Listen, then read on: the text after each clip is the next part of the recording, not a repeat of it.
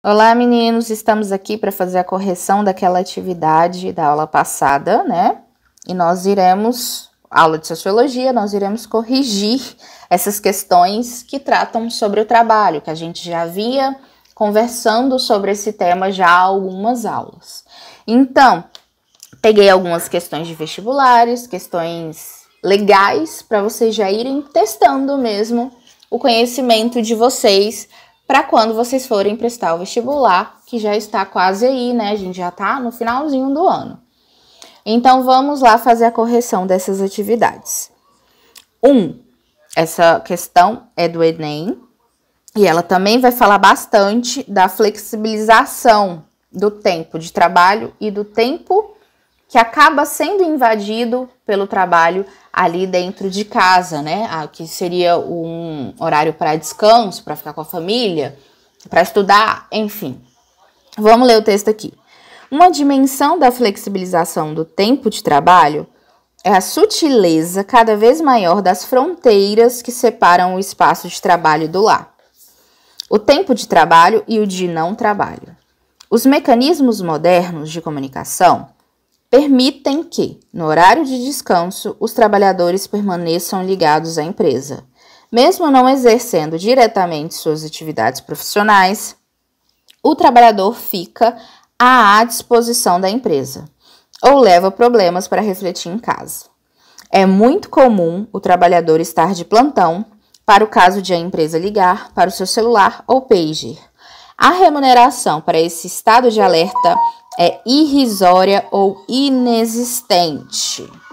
Então, vamos lá fazer a correção. A relação entre mudanças tecnológicas e tempo de trabalho apresentada pelo texto implica a. O prolongamento da jornada de trabalho com a intensificação da exploração. Bom, essa A me parece boa, vamos deixar ela aqui de lado. B. O aumento da fragmentação da produção com a racionalização do trabalho. Galera, a gente está falando do texto, tá? O texto não fala nada sobre isso, então essa questão está errada. C. O privilégio de funcionários familiarizados com equipamentos eletrônicos. O texto também não trata disso. D. O crescimento, da contratação de mão de obra pouco qualificada. O texto em nenhum momento falou sobre isso. Declínio dos salários pagos aos empregados mais idosos, que também não se encaixa. Então, voltamos lá para A, que eu já tinha gostado de primeira. O prolongamento da jornada de trabalho com a intensificação da exploração. Meninos, eu sempre faço isso quando eu vou responder qualquer prova. Eu vou lendo as opções e vou marcando. Essa daqui eu gostei. Tem alguma coisa a ver, sim. E aí eu vou procurando. Na maioria das vezes eu fico entre duas, ou então já sei que aquela que eu marquei primeiro realmente é a certa. Mas aí eu acho legal fazer isso, entendeu? Você vai marcando, essa daqui eu acho que tem alguma coisa a ver. E as outras que você acha realmente que está errado, você já descarta, para depois fazer uma comparação entre as duas questões que vocês ficaram em dúvida, enfim. Bom, então, a gente vai marcar aqui a letra A. Vamos para a próxima questão, que também é do Enem. Essa é do ano de 2012. Nós temos aqui quem? Famoso Chaplin, em uma de suas atuações ali na máquina e tal. Vamos lá. A figura representada por Charlie Chaplin critica o modelo de produção no início do século XX, nos Estados Unidos da América, que se espalhou por diversos países e setores da economia e teve como resultado a subordinação do trabalhador à máquina, levando o homem a desenvolver um trabalho repetitivo. Essa é boa. B. A ampliação da capacidade criativa e da polivalência funcional para cada homem em seu posto de trabalho. A ampliação de capacidade criativa, gente? Não mesmo. C. A organização do trabalho que possibilitou ao trabalhador o controle sobre a mecanização do processo de trabalho. O trabalhador tem um controle? Não, ao contrário. Gente, eu vou passar mais para cá, porque senão eu não consigo ver todas as questões. Então, o trabalhador, ele não tem esse controle sobre o processo de produção. Inclusive, a maioria das vezes, nesse momento, né, ali no século XX, o trabalhador nem sabe direito o que vai se tornar aquilo que ele está fazendo. Então, porque o trabalho é dividido, né? Então, ele está ali realizando uma peça, mas ele não sabe para que serve essa peça. Então, ele está totalmente perdido. Então, está completamente errado. D. O rápido declínio do absenteísmo, o grande aumento da produção, conjugado com a diminuição das áreas de estoque. Diminuição das áreas de estoque?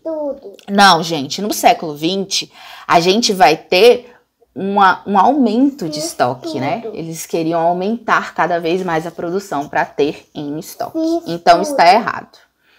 E a letra E é: as novas técnicas de produção que provocaram ganhos de produtividade repassado aos trabalhadores como forma de eliminar as greves. Repassado aos trabalhadores como forma de eliminar as greves. A gente não vai ter isso acontecendo, tá? Então, meninos, é aquela letra lá que eu guardei com vocês. A subordinação do trabalhador à máquina, levando o homem a desenvolver um trabalho repetitivo. O homem faz aquela mesma função o tempo inteiro, ok? Então, vamos marcar aqui a letra A. 3. Segundo Aristóteles, os cidadãos não devem viver uma vida de trabalho trivial ou de negócios. Esses tipos de vida são ignóbeis e incompatíveis com as qualidades morais. Tampouco devem ser agricultores ou aspirantes à cidadania, pois o lazer, ócio, é indispensável ao desenvolvimento das qualidades morais e à prática das atividades políticas. Com base no texto acima, o ócio vamos voltar aqui, pois o lazer, ócio, é indispensável ao desenvolvimento das qualidades morais e à prática das atividades políticas. Portanto, o texto não fala mal do lazer, ou seja, do ócio, ok? Guardemos isso. Vamos, então, para a questão. Com base no texto acima, o ócio é A. Banalizado da vida pública ateniense. Não é banalizado. Ninguém está falando disso. B. Desprezado para evitar o desperdício de tempo. Não, ele não é desprezado. Já disse para vocês que não está falando mal. C.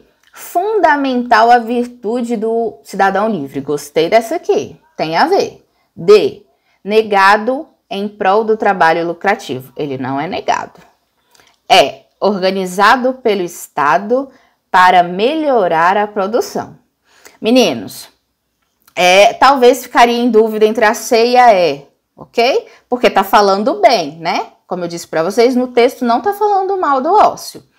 Mas aqui em momento nenhum tá falando de produção, de Estado organizando isso. Então, a gente fica com a letra C, tá? Fundamental a virtude do cidadão livre.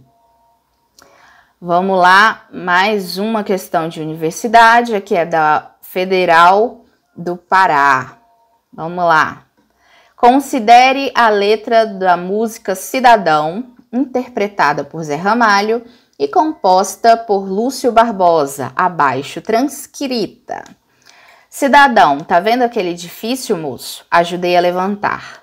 Foi um tempo de aflição, eram 4 condução, 2 para ir, 2 para voltar. Hoje, depois dele pronto, olho para cima e fico tonto, mas me vem um cidadão e me diz desconfiado: tu tá aí admirado ou tá querendo roubar? Meu domingo tá perdido, vou pra casa entristecido, dá vontade de beber.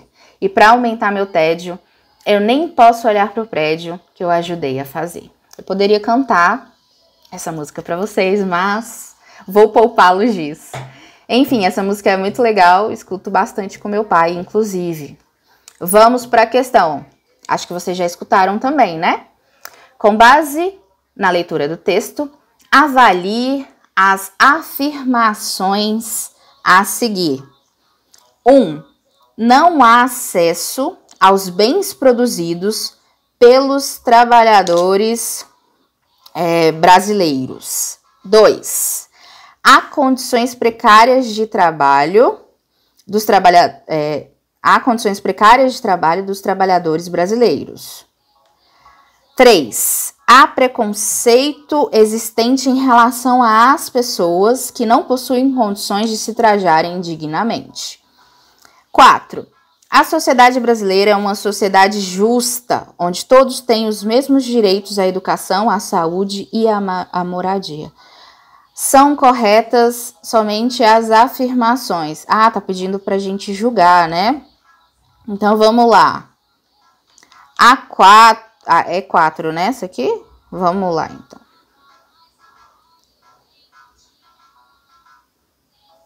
Não há acesso aos bens produzidos pelos trabalhos brasileiros. Com base na leitura do texto, sim, verdadeiro. 2. Há condições precárias de trabalho dos trabalhadores brasileiros. Sim, ó. Deixa eu voltar aqui, ó. Quando ele fala, eram 4 condução, 2 para ir, 2 para voltar. Foi um tempo de aflição, ok? Então, havia condições precárias de trabalho dos brasileiros. 3. Há preconceito existente em relação às pessoas que não possuem condições de se trajarem dignamente. Existe, sim, um preconceito muito grande pela forma das pessoas se vestirem. 4. A sociedade brasileira é uma sociedade justa, onde todos têm os mesmos direitos à educação, à saúde e à moradia. Bom, não precisa ser um grande intelectual para saber sobre isso. A gente pode olhar para qualquer lugar que a gente vai ver uma grande disparidade socialmente falando. Então, as pessoas têm uma diferença social muito grande. A gente consegue observar isso no Brasil. Então, 1, 2 e 3 é a letra A. Vamos para a 5 e última questão. A partir dos anos de 1970, meu Deus, o sistema de produção fordista começou a entrar em crise, pois a produção gerou uma diminuição acentuada da lucratividade. Como alternativa, surge no Japão um novo sistema de trabalho capitalista, que possui como modelo produtivo a flexibilização da produção, além de reordenar as relações de trabalho. Esse novo sistema produtivo permitiu o avanço tecnológico em muitas áreas. A imagem a seguir representa um novo tipo de trabalhador exigido por esse sistema de produção capitalistas das sociedades modernas. Vamos ver, diminuindo assim. Você consegue perceber que ele é um faz-tudo, né? Ele faz de tudo e ao mesmo tempo, ok? Ao mesmo tempo que ele tá ali apertando um botão, ele tá puxando uma manivela ali com o pé, ó. Então, ele é uma pessoa extremamente ágil, né? Então, vamos lá. Sobre as características desse sistema de produção, é correto afirmar que, primeiro, lá no nosso pequeno texto, ele fala sobre o Fordismo, né? Que foi esse primeiro sistema de produção. Logo depois, a gente vai ter um novo sistema de produção surgindo, que vai surgir ali no Japão, e a gente chama de toyotismo. Então, nós tínhamos o Fordismo, depois passamos para o toyotismo. E o toyotismo, ele sugere algo feito de acordo com a demanda, entendeu? Enquanto o Fordismo vem com aquela ideia de acumulação de estoques, o Toyotismo vem com o quê? Com a ideia de demanda, ou seja, nossa produção vai variar conforme a demanda, ok? Vamos lá, então, para as questões, meninos. É correto afirmar que a consequência dessa organização do trabalho permitiu a inserção de taxas de lucro com a superexploração da força de trabalho. Gostei. B. O trabalhador é especializado em uma única função. Daqui a gente já vê que está errado. Porque eu mostrei para vocês o quadro e não diz em única função. Inclusive, ao contrário, vamos voltar lá. Olha o tanto de coisa que esse bonequinho está fazendo. Então, a B não é. A B está errada. Vamos aqui para C. O controle de qualidade da produção é feito no processo final em um setor especificado da fábrica. Não, o controle de qualidade não vai ser feito no final do processo, tá? Ele é feito o tempo todo. Então, tá errado. D. O salário é uniforme, pois todos os trabalhadores produzem o mesmo produto. Ainda assim, os prêmios e as bonificações ficam restritos a empresários e capitalistas. Não, o salário não é uniforme.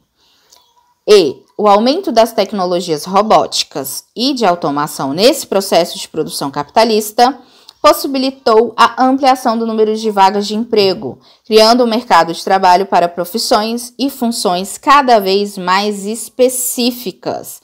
Não, galera, também não é isso, não é cada vez mais específica, até porque o bonequinho faz de tudo, lembram? Então, a gente vai ficar mesmo com a letra A. A consequência dessa organização do trabalho permitiu a inserção de taxas de lucro com a superexploração da força de trabalho. Foi isso que aconteceu. A lucratividade, ela vai vir em peso quando a gente fala do toyotismo, tá? E como que eles vão conseguir fazer isso? Com aquele bonequinho que faz tudo, ó. O bonequinho tá sendo super explorado, ok? Então, meninos, por hoje é só. Espero que vocês tenham entendido as questões, as respostas. Se tiverem alguma dúvida, é só me procurar. Até mais!